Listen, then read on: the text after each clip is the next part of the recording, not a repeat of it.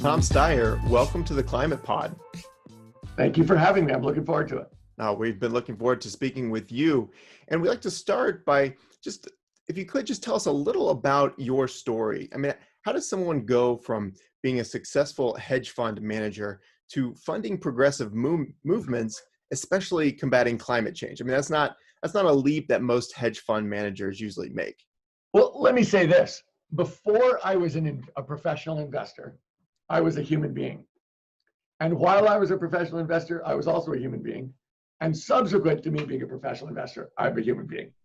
So my goal was never, I mean, there's a caricature of what a quote hedge fund manager is and what he or she cares about. That has never been true about me. And so while I was doing that job, I was concerned about the broader impact of what I was doing on other human beings, and particularly Americans.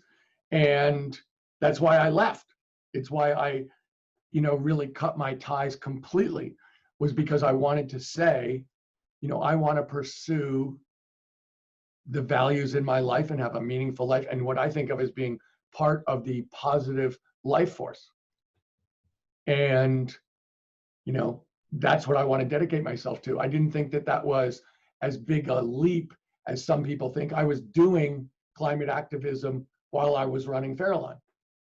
I was, my life partner, Kat Taylor, and I started a nonprofit bank to support economic justice, environmental sustainability, read climate, and to support businesses owned by women and people of color. We'd been, for 15 years, we started farm to table in the public schools of California so that kids, particularly ones who are getting free and reduced lunches, would get healthy food so they could be physically healthier and so they could perform better in school. So to me, focusing on climate is something that did happen, while I was holding that job. But being a decent human being, I hope, happened before that job, during that job, and really is, the meaning of what I think everybody's doing. It's why you two guys are doing what you're doing. You're trying to be part of, I describe it as the positive life force, but do something good during your time on this planet. Yeah, that's what I'm trying to do too. Yeah, and part of your responsibilities in doing good is now you're co-chairing this California task force on business and job recovery with Gavin Newsom's chief of staff, Ann O'Leary. And I know it's early and you can't give out specifics, but I saw that picture from the first meeting on April 22nd. I just got to ask you, how is that task force going so far? Look, so let me just give you, our mission is to, as fast as is safely possible, push for a job and business recovery that is just, green, and forward-thinking. We know that, we started at point X, we've gone into this economic freefall. We're never going back to point X, and we shouldn't. I think what this, COVID crisis has shown is a lot of the injustice in our society, and pointed out a lot of the things that we should have been doing anyway, including pushing much harder for a sustainable economy and a sustainable world.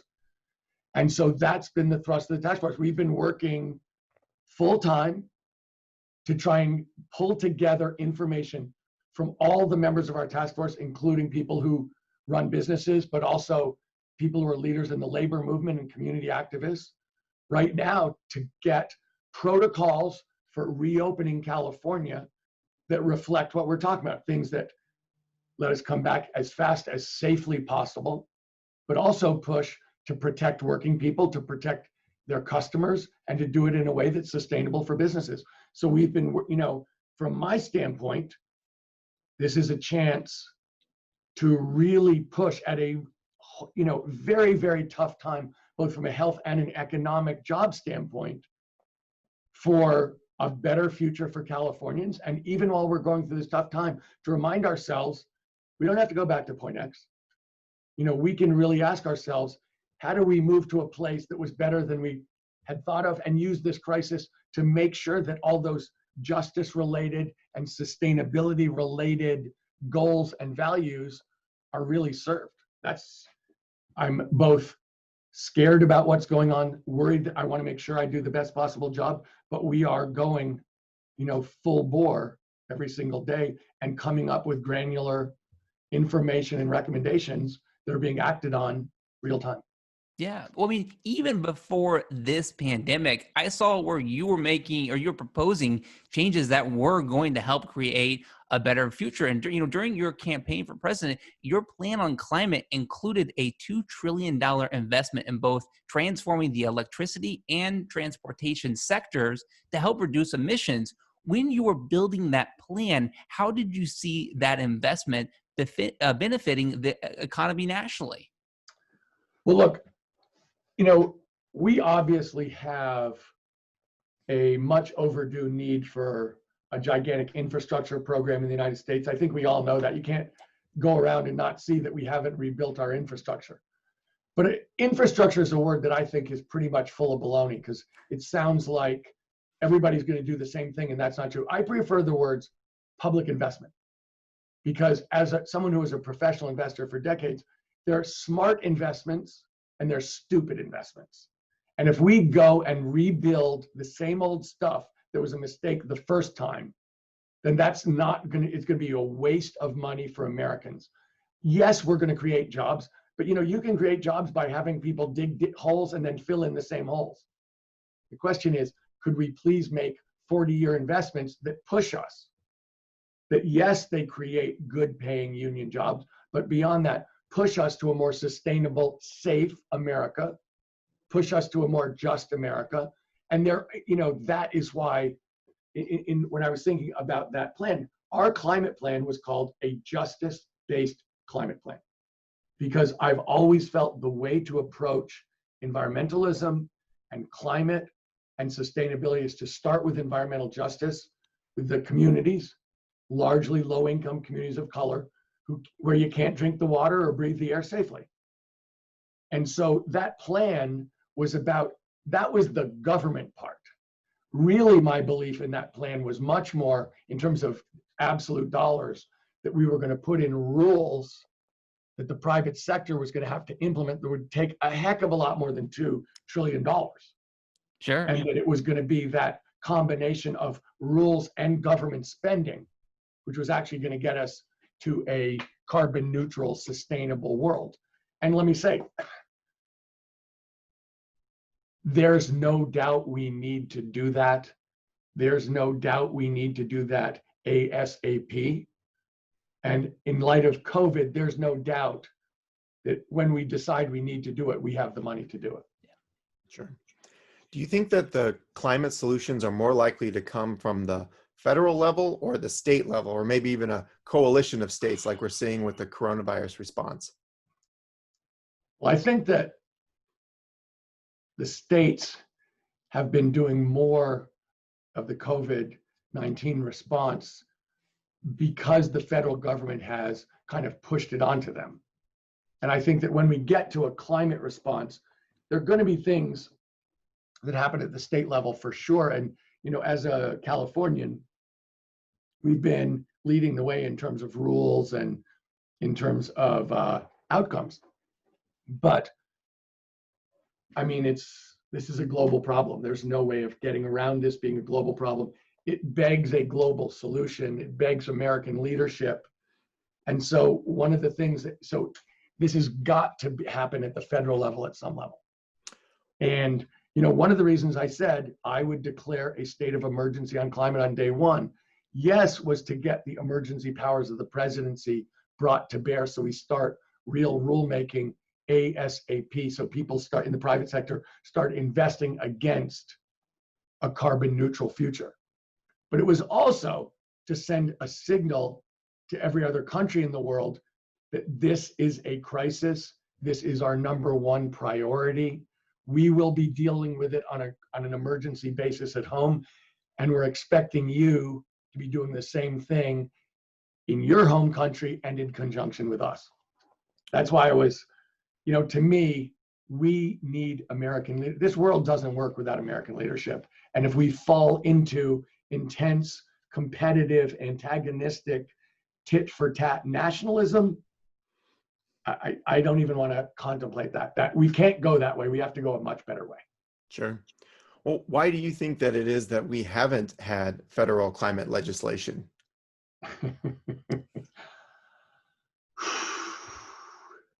Well, let's just extract it from the last 3 years, if you don't mind, and because we haven't had it before that too. Sure. Sure. And I think there's a bunch of reasons. I think the biggest reason is that the status quo industries have had enough power to prevent it, and have really had enough power to prevent it ever being really seriously considered. You know, don't forget that in 2010, the cap and trade legislation was never brought to a vote in the Senate. Never brought to a vote.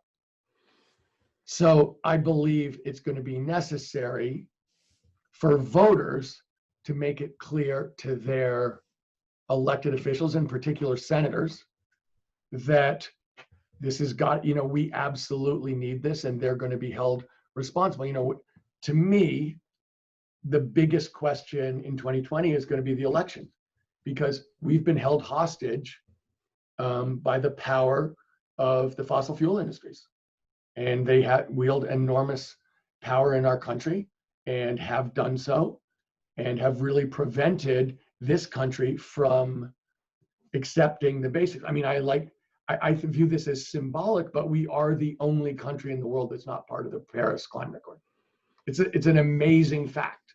Yeah. Whatever country you like to look down on, if there is one, is in the Paris Climate Accord, and we're not. So when we think about how this is happening, I mean, you know, do the 2 senators from Indiana support a powerful climate emissions control agenda going forward? No. Unfortunately, no. I know that. Yes. Does the Vice President of the United States, who's from Indiana, support a powerful climate agenda going forward? I think So he until still we have thinks that, you know, we're not going to have federal leadership, and that's going to, you know, the states can do an amazing amount. I give the governors an enormous amount of credit. I see progress all across the country at the municipal and state level, but it takes federal leadership to get this done in a real way. But just talking about what states can do, I mean, obviously you called for a national emergency on climate if you became president. Do you think states have a responsibility at the state level to call for climate emergencies? Well, I think that, look, if you look at California, you know, as I like to say, the good news for other states is we try everything. So if you make a mistake, we've already made it. You don't have to. We've already done that. And we've tried everything. I mean, we have a cap and trade system. We have rules for auto emissions. We've led the country in terms of, you know, not so much auto emissions, but miles per gallon rules, CAFE standards. You know, we have rules about EVs. We have, you know, there is has been a concerted effort since 1970 to push for building codes and clean air codes. And so I think states have a huge responsibility in terms of controlling their own emissions, having renewable portfolio standards so that we are actually generating electricity in a sustainable and green fashion. And so it goes across the board, and I can take you through each one of those. I mean, the basic, if you think about it, the rule is clean up your generation, electrify everything, become very energy efficient. That's kind of the mantra for how we work. But in a global problem, you know, it is the United States of America. And for us to have the global reach that's necessary, it's got to be the United States of America. And that's very hard for any one state or any collection of states to take that and do international leadership. We're not sovereigns.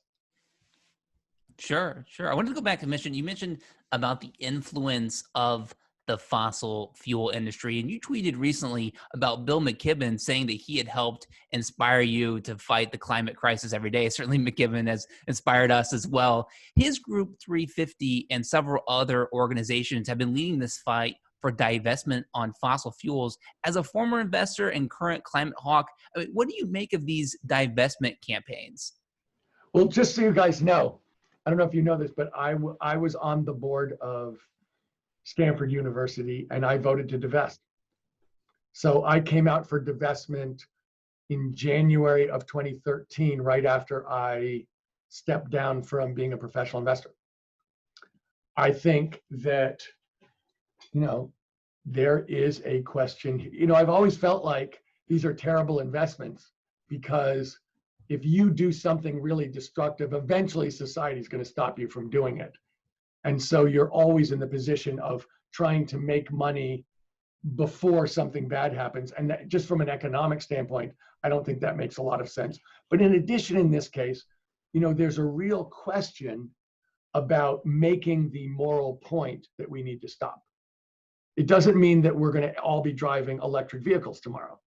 It doesn't mean that if we all were driving electric vehicles, we'd be plugging into a grid that was 100% renewable. I mean, if you plug your electric vehicle into the grid in Indiana, it's not so great, by the way, but because there's so much coal generation. But there was a point to be made by moral leaders in the country that we need to make a change. That's really the point about divestment. It's a statement by people with moral authority and moral leadership of we need to make a change. And one of the first things that Nelson Mandela did when he came to the United States was to go around and thank the people who did the boycott of South Africa, to say, we're taking away your social acceptance. Apartheid is not okay, and it's not okay to participate in it. And therefore, that was a huge push internationally that let Nelson Mandela and the ANC rewrite the history of South Africa. And I think that that's the same kind of thing here. And let me say, in terms of Bill's been catching a lot, has been catching, as I'm sure you guys know, a lot of flack. Right. It's why I tweeted that out, is because, he's done some things. He's been on this since 1989 when he wrote The End of Nature. And he's been, he may be right, if you do something for 30 years, you're probably not 100% right the whole time. But if he's ever made a mistake, it's been an honest mistake. And he's not one whit corrupt. He may be wrong, but if he's wrong, it's because he made a mistake, and he's someone who can listen to that and will change. And I just wanted to make sure that people knew. I mean, that article that he wrote years ago, I think it was in 2012, kind of giving the math, was an article that I thought laid it out as well as anybody ever has, and I thought was incredibly influential in terms of everyone seeing, oh, by the way, we won't be producing all the fossil fuels that are in the ground, right, because we can't. If you got Tom Steyer support and Neil Young support, things are going well. That's how I see it. That's what I told Bill. I said, shut up, it's okay. Somebody gives you a hard time, par for the course.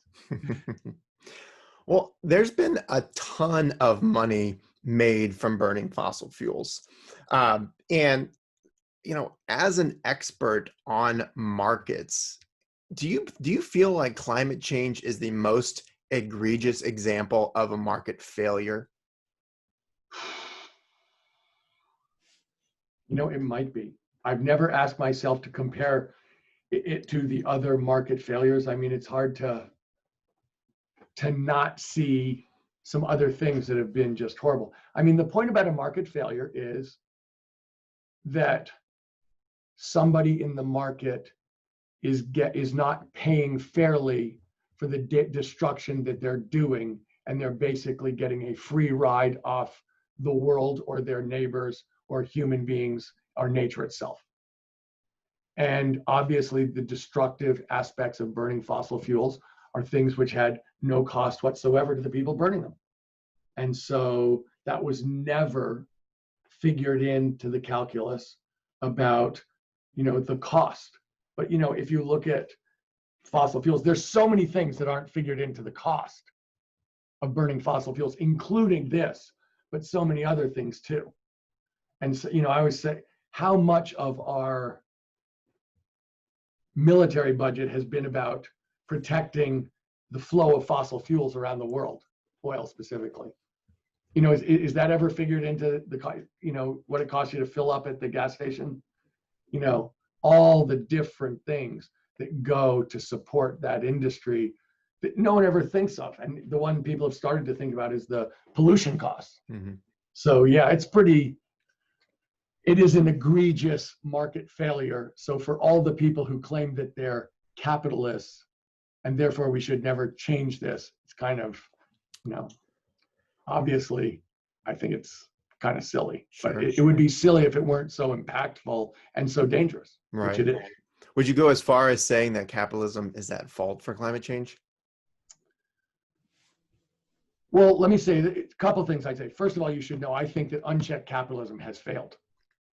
There is no doubt in my mind, if you look at the United States, you can see that it has produced something that has a level of injustice and unsustainability, whether you consider that economically, racially, or environmentally, that calls for a major redo. But don't forget, you can't blame capitalism completely, because the people who own the most fossil fuels in the world are countries. If you really look around the world, it's, the so-called, I don't know if you guys have heard this expression, the resource curse.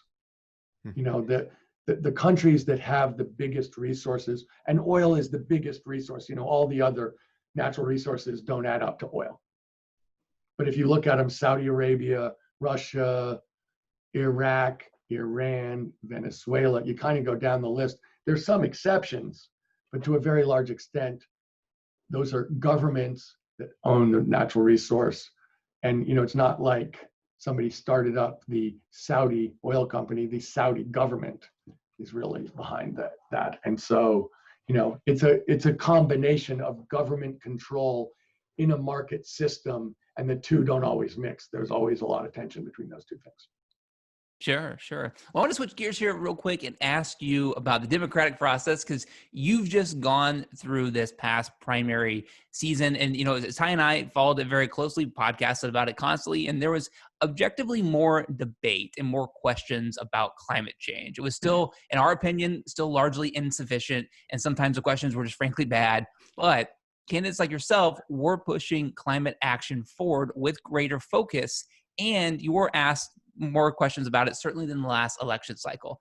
At the same time, primaries can be very divisive, and this is no different when it comes to climate. So having gone through the process now, do you think the primary process is valuable to informing the public about these climate issues we're talking about?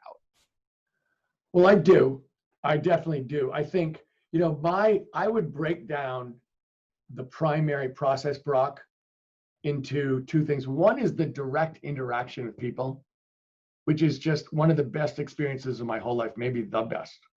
The ability to talk to people, listen to their questions. I mean, if I were giving an hour and a half town hall, I would do 10, maximum 15 minutes of presentation, and the rest would be Q&A. Listen to what people have to say and what they're concerned about. Go back and forth. Huge learning experience for me, incredible pleasure for me, very, very valuable to me. And so in that process, I thought there was an enormous amount of education back and forth, and really enjoyed it. I also think there's a huge institutional DC-based kind of input into those campaigns in the form of political people and media people and pundits. And that's something which is very, I felt as if that process was very stilted, very much dealing with what I would think of as cliched and out of date issues, which is why climate has struggled so hard to break through. It's why justice has struggled so hard to break through. It's why we had so many conversations ad nauseum about the Middle East without talking about climate policy internationally, except unless I brought it up, or occasionally Bernie did, but really not at all. It's why we never talked about pandemics.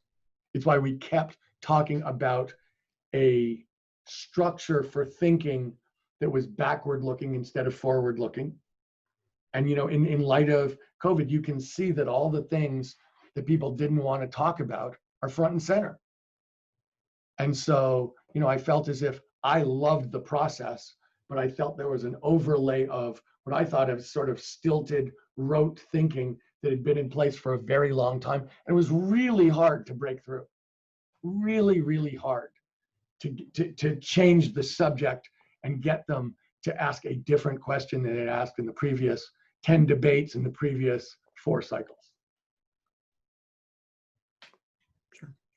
Well, The Atlantic reported just a couple of days ago that new voter registration is way down as a result of COVID-19.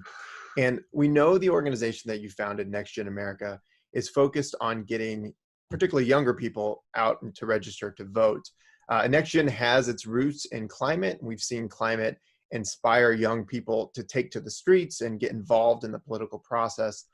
As the pandemic poses new obstacles around climate organizing, how might you see that impacting climate action as a way to inspire young people to get out and vote? I mean, Ty, that is a great question. And it's one that we're really absorbed with. And let me give you some background so I can answer your question about prospectively where it goes. I mean, Next Gen America in 2018 did the largest youth voter mobilization in American history. You know, we were in 38 congressional districts, Republican congressional districts. We more than doubled the turnout of young people in those districts, and 33 of them flipped.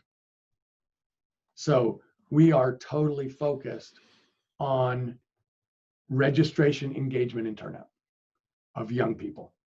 And, you know, it's something where, yes, we have a huge climate aspect to it. There's a huge justice aspect to it, economic, racial, and environmental.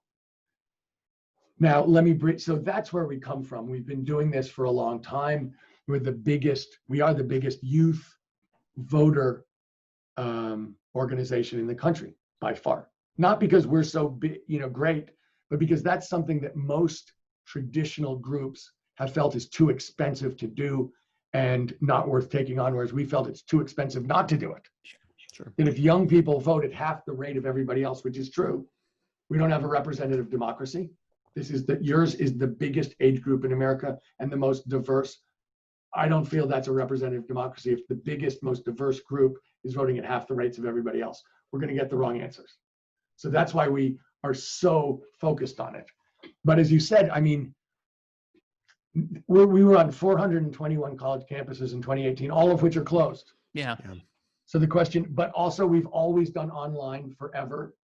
So what we had to do was change to an all online strategy, which is what we've done. And let me say, the first test of that was Wisconsin, because they had I don't know if you remember, it's not that long ago, but they had a presidential primary and they had an election for state Supreme Court. Mm-hmm. And the presidential primary at that point was far enough along, I think it was April 12th, that it was a foregone conclusion that Joe Biden was going to be the candidate, and he did in fact win the primary.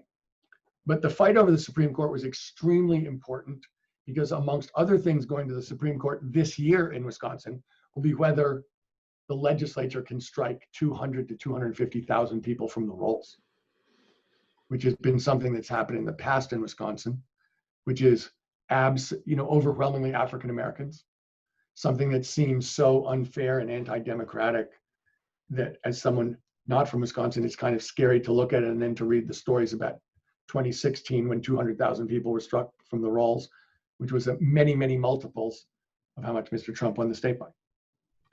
And so in that state Supreme Court election, Next Gen has been working in Wisconsin for years. We pivoted to an all online strategy, and the Democrats won handily. The woman who was running for the state Supreme Court won easily when she was expected to lose. The youth turnout where we were was double where it was everywhere else in the state. In fact, the online strategy where we were, what we were doing seems to have worked really well, which makes me feel better because, as you said, the likelihood that we'll be able to do the kind of grassroots organizing that we did in 16 and 18, face-to-face, on campus, all that stuff we've done for way past 2016 that we've been doing. This is our 8th full year. Who knows where that's going to be. We're prepared for it to come back. We're prepared for it not to come back. But we've also been pushing really hard. You should know, Ty. really hard for vote by mail. Pushing as hard as we can. That's something, look, we believe in democracy. We believe the broadest participation by the most people is the way you get the right answers. That it's not just, which it is, it's also the best decision making we can get. And that's why we push so hard for young people. That's why we push hard explicitly in Black and brown communities to make sure their voices are heard, their votes are counted. You know, this, as you can tell, you asked me how I could make the pivot from being an investor to somebody who's working for progressive causes. Look, I have my values. One of my values is democracy. Everybody gets the same vote.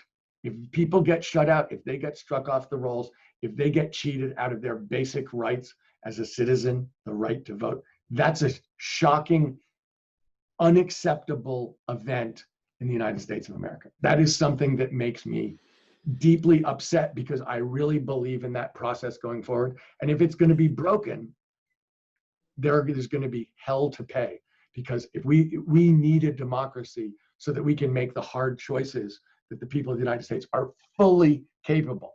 I mean, running for president put me in touch with thousands and tens of thousands of people face to face. I love that. I love them. I trust them. If we have a fair democracy, we'll make good decisions. Sure.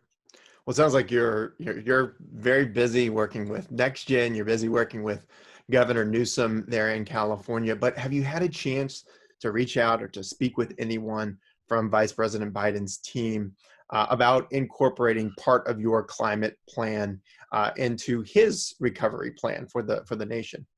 Look, we have been talking, and I have been talking to people in the Biden campaign. I think it's really important that a bunch of things, that people understand that Joe Biden has said that climate is his number one issue. He's someone who actually does get this way better than people understand.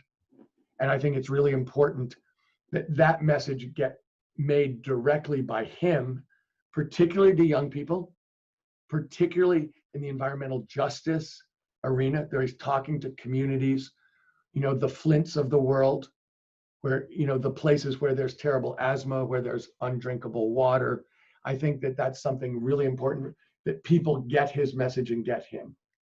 Because I do think this is someone for whom he said is his number one priority.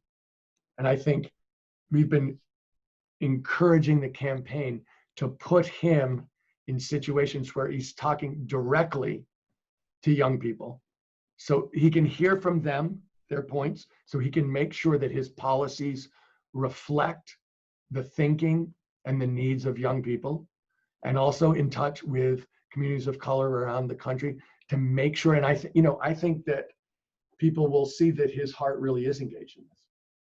And I think that it's going to be critical that those conversations take place so that people like you guys know that this is something that he'll be addressing with urgency going forward, and that we will in fact get back on the right course. So yes, I am in contact with those guys. I think there's a lot to be done there. I think it's really important that people in what I'll call loosely the climate community, which is a very broad group of folks, be acting together and be pushing the case together, so that at the same time that the campaign is listening, we are both acting, organizing, and making sure that not just the policy sounds right, but that it's a priority. Because, if there was one thing that I found frustrating running for president about climate, it was this. People seem to feel like the important thing was, what is your plan? Like, who has the best plan? It's like, well, let's be clear. None of those plans is happening. There's no chance. Is something going to happen? Yeah. But is it going to be exactly what somebody says? No. So it's not just what is your plan. The question is, what's your priority for the plan? If it's not your number one priority, are you really going to do it? Like, is there time to do all that different stuff? And so to me, the question is, where does this fit in your goals as a president? Is this your fifth priority? In which case, there's no chance it happens. Saying it's your fifth priority means it's not a priority. Is this your first priority? well, then you've got all the power of the presidency pushing. That's why I always said this is priority one, because that means we're going to do it. You know, it may not be, in fact, it definitely won't be whatever is down on paper, because, you know, it's a political process. Other people get to push back, and, you know, it's a negotiation and it's a compromise, and the facts on the ground change.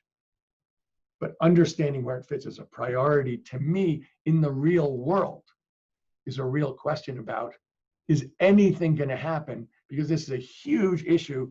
You know, you're talking about trillions of dollars and lots of regulation and a completely different way of viewing the world. It doesn't just happen. The president has to prioritize that. Well, Tom Steyer, we're so appreciative of your time. Thank you for all you're doing and for being in this climate fight. We're so envious that you got to be on stage with Juvenile this year, but we'll forgive that because I feel like if you're both pro-Juvenile and climate, you're really appealing to these two podcasters. Nevertheless, definitely. Well, let me say, thank you guys for doing what you're doing. You know, people ask me, and my point is, for us to make a change, of course, everybody needs to vote, but they need to participate. Sure. It's like I say to everybody, you don't have to run a podcast out of Indiana in order to participate, but you got to do something. Sure. And everybody gets to choose how they participate.